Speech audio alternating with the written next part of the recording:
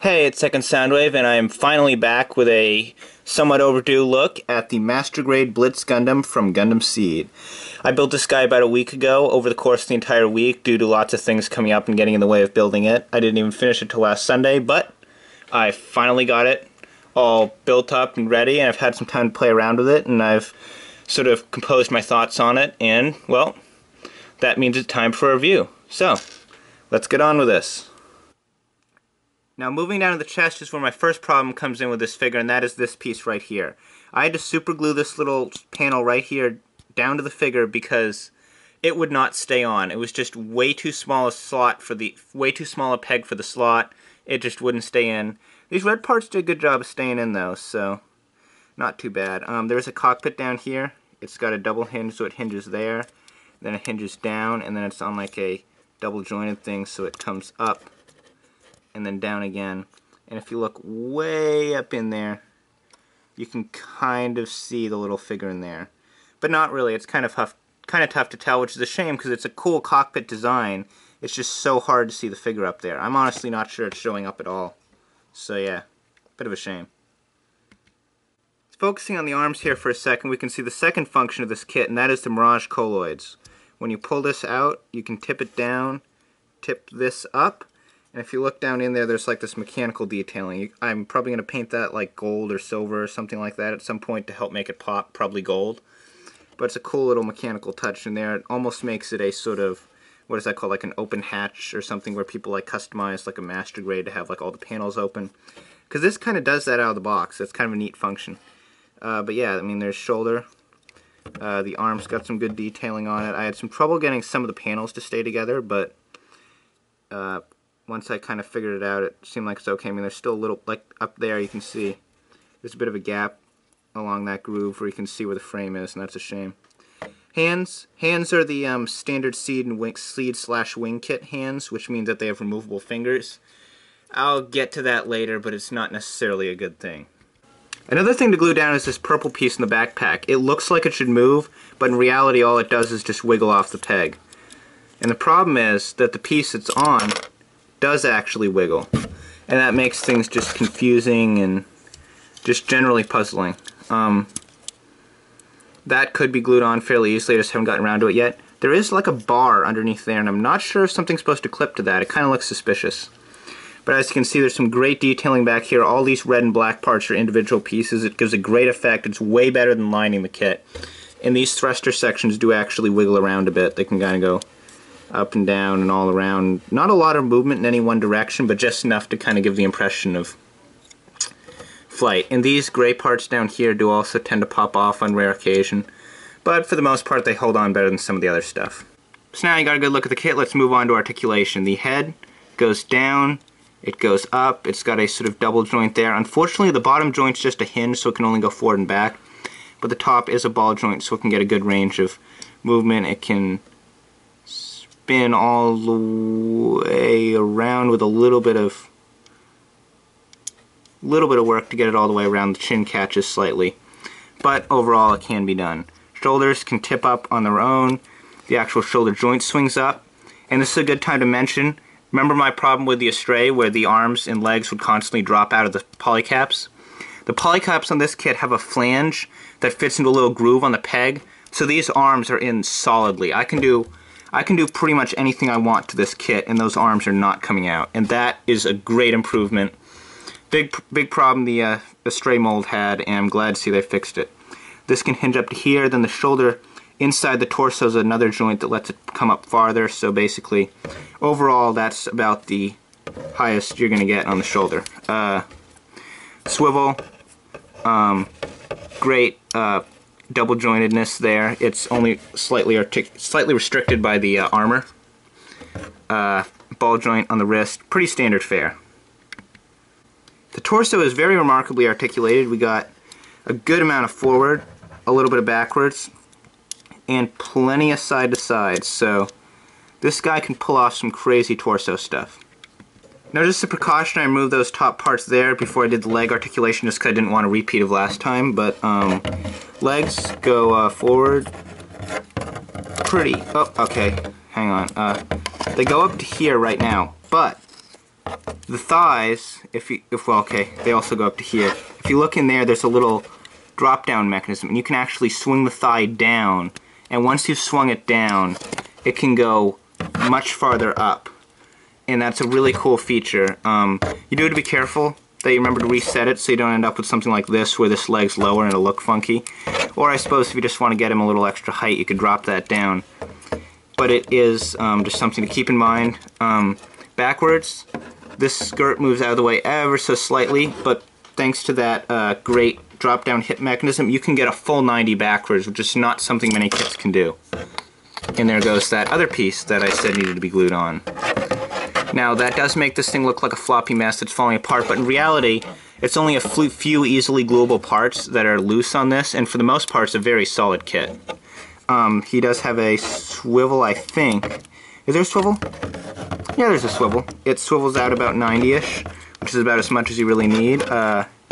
Knee. The top part of the knee has a neat sort of hinging mechanism where that gray part hides the hole, and then down here, it's got a whole double hinge that can be brought down. He has a full 90 down there, and that just looks awesome. I'm not a fan of how the kneecap looks when you have it half extended. It kind of looks disjointed. I mean, it looks okay from like here down and went straight, but when you have it partially out and the knee's just out there, it looks a little odd. That's why for smaller knee bends, I prefer to use the higher joint. Those flaps on the side do a great job of getting out of the way for the foot, so it can do all sorts of stuff. It can swivel, it can go down, and then the toe can bend down slightly. You have to be careful that doesn't pop off though. And then forwards, you can tilt this up, and the toe goes crazy amounts upwards. There's just so much articulation there in the feet. This guy can do basically whatever you want. So now let's move on to the accessories. We're going to start with the basic simple stuff, which is the hands.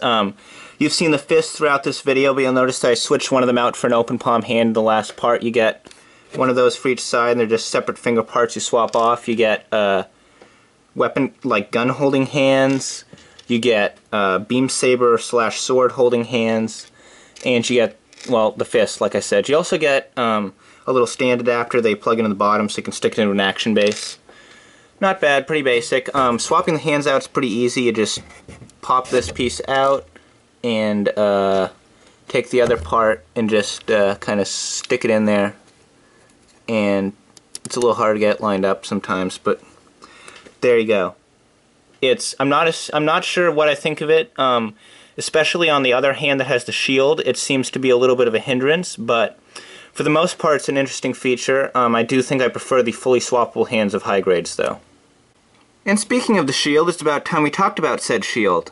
This piece is pretty awesome. There's a surprising amount of detail in it. It's got a nice white stripe here. This is all plastic. Turned around, it's got these 3 spears hidden underneath, as well as a beam saber and a little laser thing.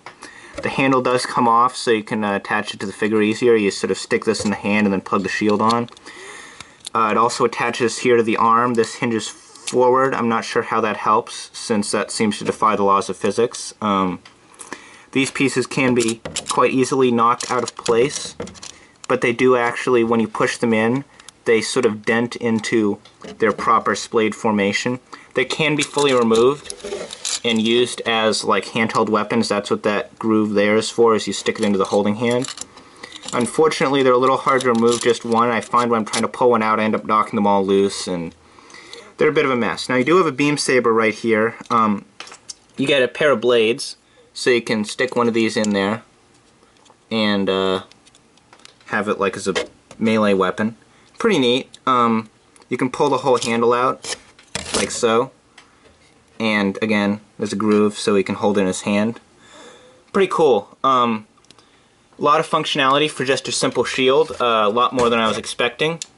I think it's a very cool function though, and well, it's pretty neat. And on the other arm, the Blitz has this grappling hook weapon. It's pretty cool. It's a little basic little claw. You can open it up, and it's got decent articulation in that manner. The front comes off. You do get a sort of bendy wire with pieces on the end that you're supposed to like stick this in here, and then that in there. And it's supposed to be like a postable grappling hook. However, there's no stand attachment on this, and it's way too heavy to be held by the wire. so it just ends up falling over and knocking the figure off balance, and it's generally not really that useful. I prefer to keep it in its attached claw mode, which does look pretty cool. Overall, the Blitz manages to be a pretty decent kit. I mean, sure, there's some flaws like the spears falling out and the general just not functioning of the grappling hook gimmick. And there are a couple parts that need to be glued, but for the most part, it's a really solid master grade. You can get it for around 40 bucks. I got it for like 36, but that's because I got it from a place that clearance fairly significantly down. Although, as you saw, their packing was not the best, so I'm not sure I'd necessarily recommend them. But there are other places on Amazon, mostly. Even directly from Amazon, like from Amazon in the US, it's only like a $42 kit. Most places sell it for like $38, $40. It's definitely a good kit for that price. Good starter master grade since it's pretty straightforward. It doesn't seem like it has a lot of weapons, but what it has just does so much that it makes up for it. Overall, I think it was very good. I mean, Articulation's great. It's an awesome looking mobile suit. It's got some good accessories, even though they're not, like I said, particularly plentiful. And as a neat little bonus, you actually get 2 of the beam sabers, so you get an extra one to throw in your parts bag and do whatever with. Now, it does use the seed/wing hands, and yeah, they're not the best, but it's kind of a mileage may vary thing, because I haven't had too much trouble with them. The only time I had problems was when I was trying to attach the shield, and then I finally realized that it really doesn't matter if they're actually connected since they aren't holding any of the weight. Overall, other than the few parts I mentioned that you need to glue and a couple loose pieces, I'd say that it's a pretty awesome kit. I mean, it's definitely gotten me interested in the rest of the Seed Remaster kits, and I think I might actually pick a couple more of them up. So yeah. This is Second Soundwave, wrapping up my review of the Blitz Gundam Master Grade. If you liked this, be sure to actually leave a like, maybe comment if you have something to say about it, and don't forget to subscribe.